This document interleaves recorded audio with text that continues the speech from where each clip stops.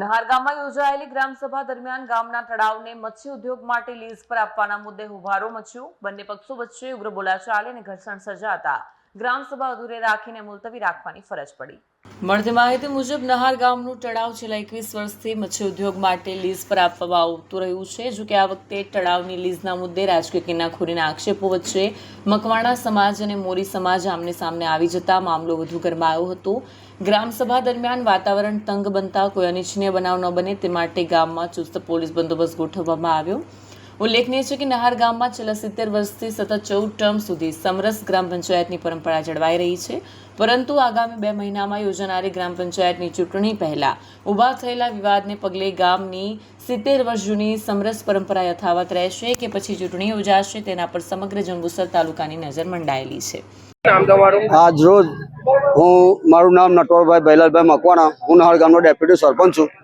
આજે અમે 4/7/2026 રોજ અમે ગ્રામસભા જે રાખેલી હતી, જે તલાવનો ઇજારો રદ કરવા માટે, તો આજે અમારી બહુમતી હતી। આજે સ્ત્રીઓની ગણતરી કરી તો ઇજારો રદ કરવા માટે 104ની સંખ્યા હતી અને ઇજારો ચાલુ રાખવા માટે 180 હતી। તો અમારી બહુમતી હોવા છતાં આ રૂટિંગ કરી અને અમારી ગ્રામસભા રદ કરવામાં આવી છે અને અમે સરકારને અપીલ કરીએ છીએ કે અમને ગુપ્ત મતદાનની આપે, જેથી કરીને દરેકને ગુપ્ત મતદાન કરવાનો અધિકાર છે। એકબીજાને સરકારને એવું કહેવા માગું છું કે વરાવાના ધંધા ના કરે, કે જેથી કરીને એકબીજા વળી મળે, એટલે ગુપ્ત મતદાનની અમે અપીલ કરીએ છીએ। તો સરકારને મારી દરખાસ્ત છે કે ગુપ્ત મતદાનની વહેલી તકે અમારી જોગવાઈ કરે। મારું નામ કૈલાસબેન છે।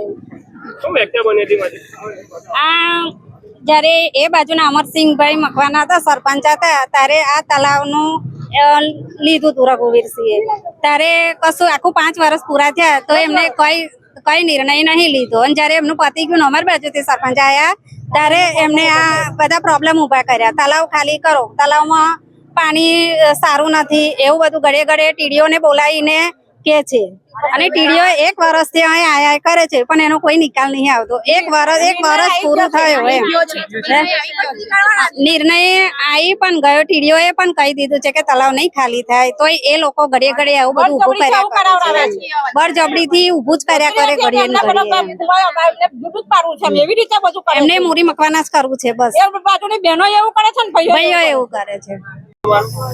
કપિલાબેન છે, ઉર્વશીબેન છે, હર્ષિદાબેન છે, વિલાસબેન છે, હંસાબેન છે, પ્રતીક્ષાબેન છે। જયારે એ લોકોની બાજુના 10 વર્ષ સરપંચ રહ્યા ત્યારે આ તલાવનો મામલો કેમ ના એમને કર્યો? આ બાજુનો જયારે સરપંચ આવ્યા ત્યારે એમને તલાવનો મામલો કર્યો અને અમારી 2 ગણી પબ્લિક હતી એટલે અમારી હજુ સહયોગ બાકી હતી, એટલે અમારી પબ્લિક જોઈને એ લોકોએ હુફાળો કર્યો એટલે ઝઘડો કરીને અમે નીકળી ગયા। એટલે ગામ સભાની મીટિંગ હતી, ગામ સભાની અંદર દર વખતે એ લોકો આવું કરે।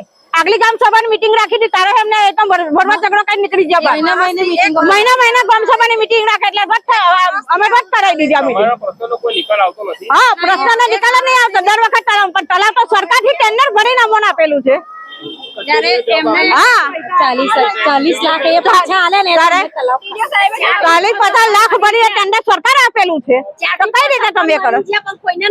બ્યુરો રિપોર્ટ સડે ટીવી ન્યૂઝ જંબુસર।